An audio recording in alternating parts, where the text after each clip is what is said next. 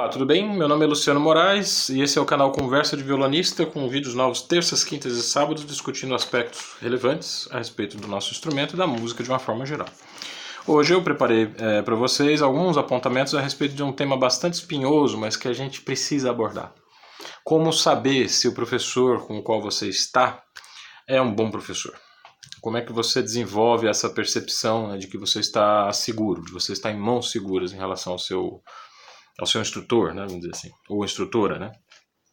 A primeira coisa a ser dita a respeito disso é que um bom professor tem um bom envolvimento com o seu ofício. Então, ele necessariamente não precisa ser assim, necessariamente o melhor virtuoso da história, ele não precisa tocar todas as obras importantes. Por exemplo, o professor Antônio Guedes, que é o cara que formou ninguém menos que Fábio Zanon, né? Quer dizer, é um professor de categoria, um professor extremamente inteligente, interessante. Ele não dava concertos e demorou muito tempo a gravar o seu primeiro CD. E ele dizia aos alunos dele que isso era uma especialidade. Gravar um CD era uma coisa muito complexa que precisava de uma dedicação que ele não tinha, exatamente porque ele estava dando aulas. E isso ajudava os alunos a perceberem a seriedade do ofício. A maioria dos alunos do Antônio Guedes tem essa cabeça, né, voltada assim, para a prática de tocar violão como uma coisa visceral, como uma coisa super importante para a vida deles.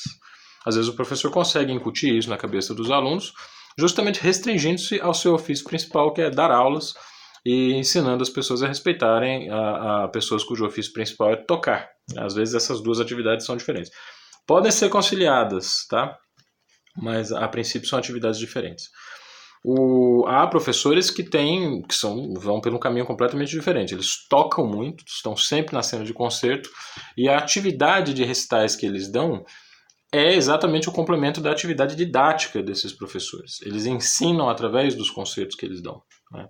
É o caso do professor Adelton Gleden, que varreu praticamente todo o repertório do Julian Brim de Segóvia em recitais quase privados no departamento de música da USP, a recitais aos quais os alunos e os amigos mais próximos tinham acesso, e aqueles concertos eram assim, a gente percebia como a cabeça dele funciona musicalmente e tecnicamente por causa desses recitais. Tanto no caso do Antônio Guedes quanto do Adelton Gleden, nós temos formas opostas, quase, formas diferentes, de desenvolver um relacionamento muito profundo com o ofício. Então, dentro desse arco de abrangências, vocês percebam que a gente pode localizar professores muito diferentes, que, no entanto, são igualmente competentes e confiáveis para conduzir a formação de vocês próprios ou dos filhos, cônjuges, sobrinhos, etc. Não falei em primeiro lugar, mas eu acho que é importante a gente se lembrar que a graduação, a formação do violonista, a formação formal, né, vamos dizer assim, a formação oficial do violonista, é importante também. Um professor da minha geração, por exemplo, que tem hoje 40 anos, 30 anos de idade, ele já viveu uma época em que existe uma oferta de cursos de graduação muito grande. Houve um crescimento enorme na oferta de curso de música, de licenciatura, de bacharelado em instrumento nos últimos 15 anos no Brasil, e era realmente, você tem que ser um pouco displicente para não ter nenhuma graduação hoje, né? É interessante que a gente não julgue a pessoa por ter um diploma ou não ter um diploma, até porque ter um diploma realmente, eu tenho pós-doutorado, e eu posso dizer a vocês que não basta simplesmente ter o diploma, é preciso um envolvimento cotidiano, diário, com o instrumento. Mas o fato da pessoa ter ido correr atrás de um diploma diz algo a respeito do envolvimento dela no ofício da música, certo? Terceiro elemento, a própria relação dele com o meio musical. Ele tem amigos músicos. Quais amigos músicos são esses? Ele tem projetos em comum com os colegas, ele participa da vida musical da cidade, ele coopera com seus colegas de alguma maneira, os colegas cooperam com ele tem uma rede de relações dentro do universo musical que é interessante, que as pessoas têm o que dizer de positivo em relação a esse professor. Isso conta também, porque quando a gente se propõe a aprender um ofício, aprender uma profissão, a gente tem que ter em mente que nós estamos tentando fazer parte de uma comunidade, né? Mesmo a música, a gente fala da música como se fosse uma coisa só, mas a comunidade dos jazzistas, a comunidade dos músicos populares e a comunidade dos músicos eruditos, ela é bastante diferente, tem critérios e visões a respeito da música extremamente diferentes. E a gente acaba se ligando com mais profundidade a essas comunidades específicas que têm algo em comum com a forma como nós mesmos vemos a música. E aí eu entro no quarto e último item, que é o nosso próprio envolvimento com a atividade musical.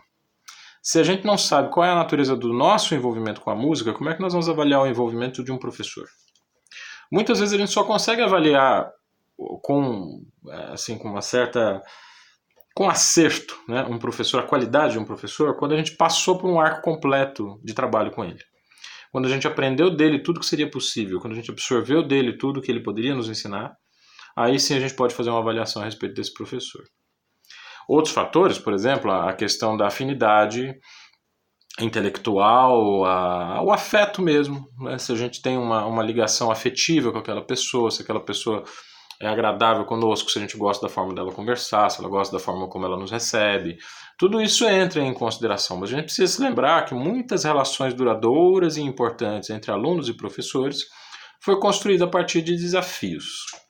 Então o professor não necessariamente acolhe aquele aluno, pelo contrário, ele desafia aquele aluno. E a partir desse desafio que se desenvolve uma relação de confiança, porque um professor não é exatamente um amigo, né? Aviso ao pessoal que está entrando na universidade agora, o pessoal que está fazendo vestibular, que vai provavelmente trocar de professor, vocês não estão na universidade para fazer amigos na figura dos seus professores.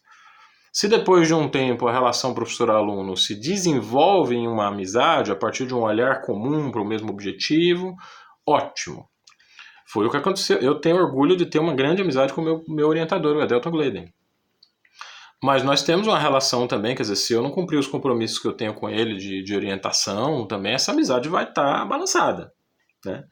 Ele não vai aceitar trabalhar com um músico que se propõe a trabalhar com ele e não realiza, não entrega aquilo que promete, né?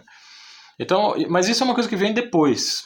Acho que primeiro a gente precisa zelar pela relação professor-aluno, que não é exatamente assim, o aluno não está se relacionando com o professor com o aluno.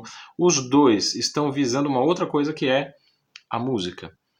E o grau de envolvimento que você mesmo tem em relação à música vai te dar uma certa intuição assim, para entender se o professor vai junto com você nessa relação ou se ele está preocupado com outras coisas que não são o seu progresso, o seu desenvolvimento, tá bem?